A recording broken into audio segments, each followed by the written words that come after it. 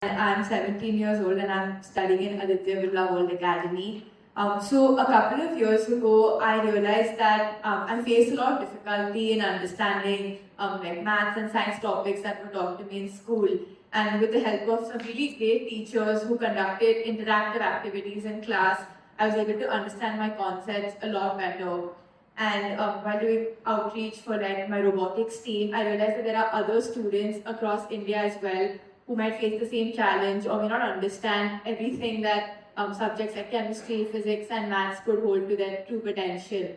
And so over the lockdown and after that, I started creating STEM kits from like items I found at my house and started distributing them in partnership with NGOs and learning centers throughout Mumbai.